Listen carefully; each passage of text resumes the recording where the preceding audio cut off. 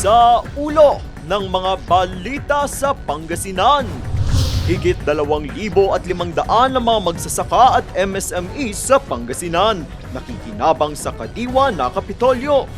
Provincial capital ng Pangasinan, nagkulay asul bilang pakikiisa sa Autism Awareness Celebration.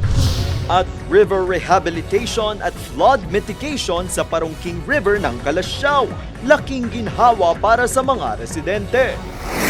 Unang ratyada.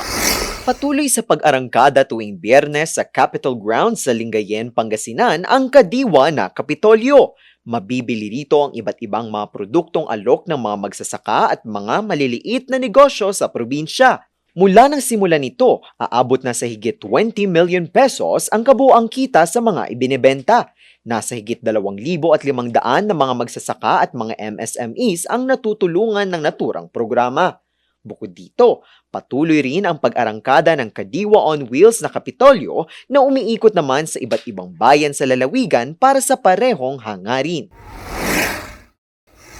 Nagkulay asul kamakailan lang ang Kapitolyo ng probinsya ng Pangasinan sa Lingayen. Simbolo ito ng pakikiisa ng probinsya sa Autism Awareness Celebration. Ang pagmamalasakit para sa mga nasa spectrum ay malaking bagay para sa pagbibigay pag-asa at pagkilala sa kanila sa kabila ng kaibahan sa mata ng iba. Tanda rin ito ng pagsusulong ng probinsya ng inklusibong komunidad kung saan lahat ay pantay-pantay sa oportunidad, paggalang at pagtanggap.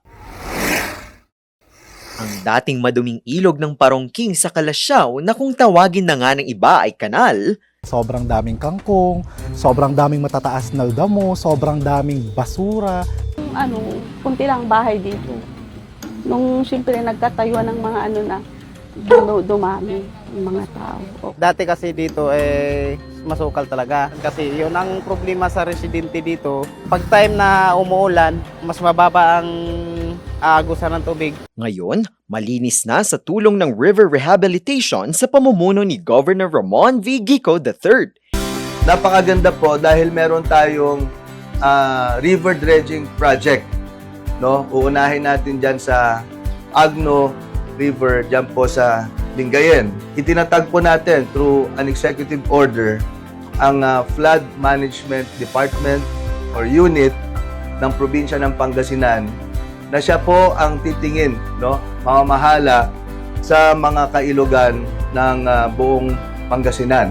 Layunin nito na masiguro ang kaligtasan ng mga residente. Hinihikayat ng gobernador ang lahat na magtulungan sa paglilinis at panatilihin ang pagkakaisa tungo sa disiplina para hindi na muli pang maging madumi ang ilog. Sabi nga ni Gov, di lang to basta dragging, restoration po siya. Kaya sobrang saya namin. Hanggang ngayon nga tumitindig na ang baliboy ko kasi sobrang hindi ko na maalala kung kailan pa to naging malinis. Kung mapansin nyo ngayon ko lang nakitang